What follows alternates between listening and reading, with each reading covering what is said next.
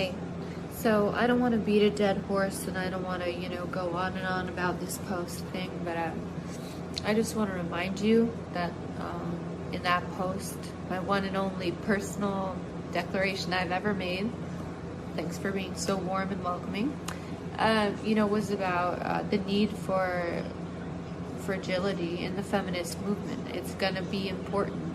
And when I mentioned women who look like me, I didn't mean white like me. I mean the kind of women who, other people might not believe because they think, oh, well, look at her. She fucking deserves it or whatever.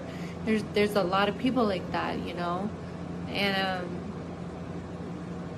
I just think it's sad that the women I mentioned about, whether they sing about dancing for money or whatever, the same stuff, by the way, that I've been singing about and chronicling for 13 years. That's why I'm in that echelon. Yes, they are my friends and peers and contemporaries. The difference is when I get on the pole, people call me a whore. But when Twigs gets on the pole, it's art. So, I'm reminded constantly by my friends that lyrically there are layers and complicated psychological, factors that play into some of my songwriting. But I just want to say,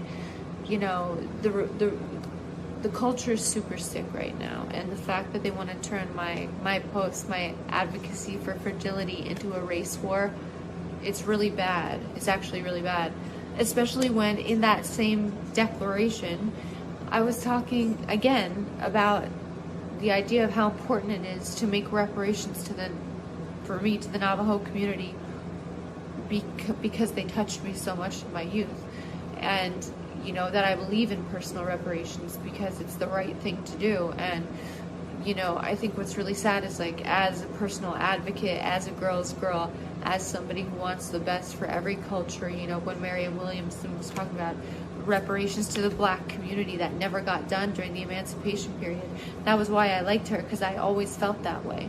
So I just want to say to all of the other women out there who are like me, good girls, good intentioned, who get fucked up the ass constantly by the culture just because you say what you really mean. I'm with you, and I feel for you, and I know that you feel for me, and I'm super strong. You can call me whatever.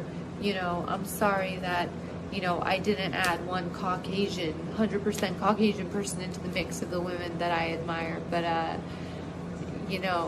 it really says more about you than it does about me.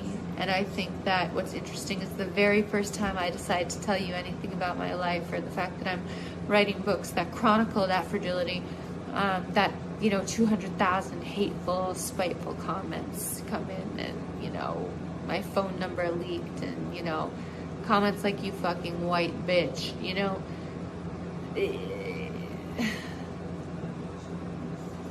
it's the opposite of the spirit of an advocate.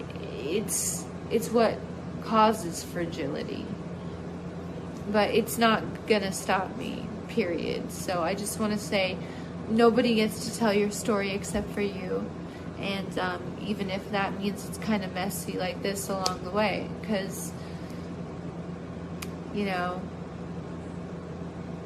unfortunately when you have a good heart, it doesn't always shine through, and you trudge on anyway.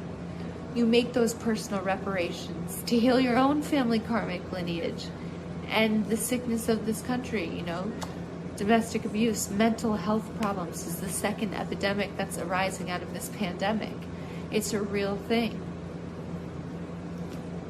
That's what I was talking about. So,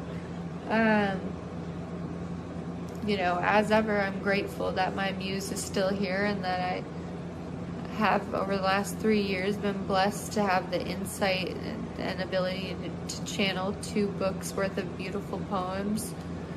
And, I think my new record, Chemtrails Over the Country Club, is special as well. And, I'm sorry that a couple of the girls I talked to, who were mentioned in that post, have a super different opinion of, my insight, and especially because we've been so close for so long. But it really, again, makes you reach into the depth of your own heart and say, well, am I good intentioned? And of course, for me, the answer is always yes. I barely ever share a thing. And this is why, you know. And the reason why I'm making this post, and I know it seems a bit much, right? But there are women out there like me who have so much to give and, you know, don't quite get to the place spiritually or karmically where they're supposed to be, because there are other women who hate them and try and take them down, whether in my case it's certain alternative singers or, you know, malintended journalists or, you know, men who hate women, you know. But I'm not the enemy, and I'm definitely not racist, so don't get it twisted. Nobody gets to tell your story except for you. And that's what I'm going to do in the next couple of books. So God bless, and yeah, fuck off if you don't like the post.